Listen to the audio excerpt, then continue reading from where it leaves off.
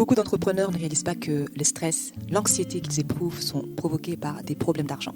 De la finance vous sert au creux de l'oreille tout ce que vous devez savoir pour avoir l'esprit tranquille quand vous pensez à vos finances.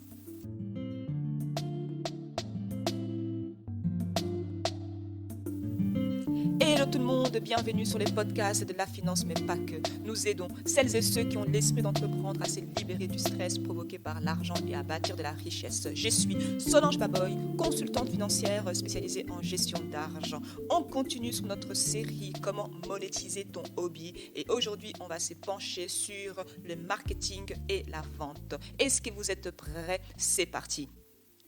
Qu'il s'agisse d'un vendeur de voitures d'occasion agressif essayant de te vendre un citron ou du vendeur de la boutique du centre commercial qui te saute dessus pour t'offrir de la lotion pour les mains, nous avons tous été dérangés par un vendeur insistant à un moment donné.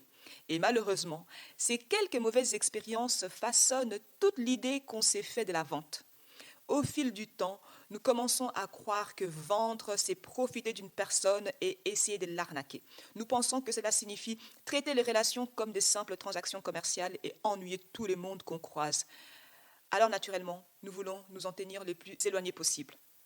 Mais aucun de ces exemples ne représente ce qu'est vraiment la vente, du moins une bonne vente en tout cas. Et que tu aimes l'idée de vendre ou que cela te rende un peu nerveux, nous faisons tous de la vente au quotidien. Tu ne peux pas gagner de l'argent supplémentaire en faisant ce que tu aimes à moins de vendre quelque chose pour gagner cet argent. Être doué pour la vente t'aide à gagner plus d'argent dans ton entreprise et à ramener plus d'argent à ta famille. Les entreprises qui ne vendent pas font faillite. C'est pourquoi je veux t'apprendre quelques bases pour non seulement t'aider à te sentir à l'aise avec la vente, mais aussi à te sentir confiant dans la vente. Voici les 4 choses que tu dois savoir sur la vente pour réussir. La première chose, c'est quoi? Vendre, c'est t'influencer. La vente, ce n'est pas être insistant ou agressif. Il s'agit simplement d'influencer quelqu'un à propos de quelque chose en quoi tu crois. As-tu un ami proche? C'est une vente. Tu as influencé quelqu'un pour qu'il te laisse entrer dans son cercle intime. Es-tu marié? C'est vraiment une grosse vente. Tu as convaincu quelqu'un de passer les restes de sa vie avec toi. Tes enfants ont mangé hier soir? C'est conclure une vente. Tu as réussi à convaincre tes enfants de manger leurs légumes. Lorsque tu réalises que vendre, c'est influencer et que nous vendons tous quelque chose au quotidien, tu peux arrêter de te sentir bizarre à ces sujets et commencer à influencer. La deuxième chose, la vente est une compétence.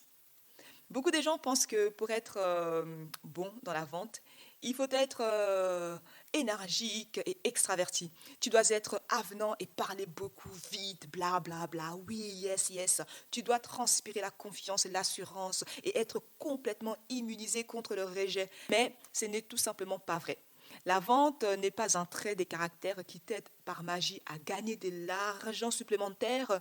C'est une compétence. On peut l'apprendre, tout comme tu apprends à faire du vélo ou à cuisiner ou n'importe quoi d'autre dans la vie. En fait, les meilleurs vendeurs sont ceux qui sont les plus calmes, les plus authentiques, les plus posés. Les gens leur font naturellement plus confiance parce qu'ils sont attentifs à ce que ressentent les autres. Tu n'as pas besoin de faire du bruit et coller quelqu'un au visage pour réussir à vendre. Il te suffit d'acquérir des compétences dans la vente et d'être toi-même. La troisième chose, vendre, c'est partager. Lorsque je demande à mes entrepreneurs ce qu'ils pensent de la vente dans leur entreprise, beaucoup d'entre eux disent qu'ils se sentent mal à l'aise avec la vente. Mais ensuite, quand je leur demande pourquoi ils aiment leur activité, ils parlent longuement de toutes les nombreuses raisons pour lesquelles ils l'aiment. Par exemple, un photographe m'a dit « Oh, j'adore capturer les souvenirs les plus importants des familles, comme les mariages et les naissances, des moments et des photos qu'ils chériront pour toujours. » En l'écoutant, j'avais qu'une envie, c'était réserver une séance photo avec lui tout de suite. Ne te focalise pas sur l'effet de vendre à tout prix, partage simplement ce qu'il y a dans ton cœur, ton histoire et la vente suivra naturellement. Quatrième chose, vendre, c'est servir. Lorsque tu vas au restaurant, un serveur te sert. Lorsque tu vas dans les cafés du coin, le barman te sert.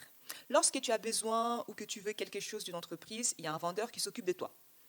Nous ne réfléchissons pas à 2 fois pour payer pour un café latte en tant que consommateur, en tant qu'acheteur, mais lorsqu'il s'agit de nous vendre dans notre propre business, nous devenons un peu nerveux. Mais ton entreprise n'est pas différente, hein. Si tu as un don, si tu as un talent, oui, en fait, ce que tu fais, c'est un don, c'est un talent. Et que tu peux offrir ces dons pour aider les autres d'une manière ou d'une autre, oui, tu peux parfaitement aider. Les gens ont besoin de ton don. Alors, offrir ces dons n'est pas égoïste. En fait, je dirais même que n'est pas offrir ton don est égoïste. Les gens ont besoin de ce que tu as à offrir, maintenant, aujourd'hui. Alors, qu'est-ce que tu attends? Mets ces dons, ces talents au service des autres. Ah, arrête, laisse-nous ça, pardon. En fait, vendre, ce n'est pas prendre mais donner. Vendre, ce n'est pas harceler mais aider. Et ce n'est pas faire preuve d'égoïsme mais servir. Lorsque tu commences à changer les mots que tu utilises pour parler de la vente, tu changeras également la perception que tu as de la vente. Et lorsque tu changes ta perception, regarde comment tes actions vont suivre. Ce que tu penses, ce que tu crois va déterminer tes actions, va déterminer les actes que tu vas poser. Avant de t'en rendre compte, tu te retrouveras à vendre en toute confiance et tu gagneras de l'argent supplémentaire en faisant ce que tu aimes.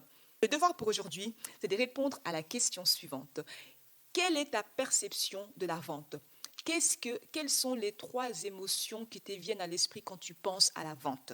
Et note-le sur une feuille de papier. Voilà, c'est tout pour aujourd'hui. Je vous retrouve au prochain épisode pour poursuivre notre série « Comment monétiser ton hobby ». En attendant, prenez bien soin de votre argent et que la paix financière soit avec vous. Bye.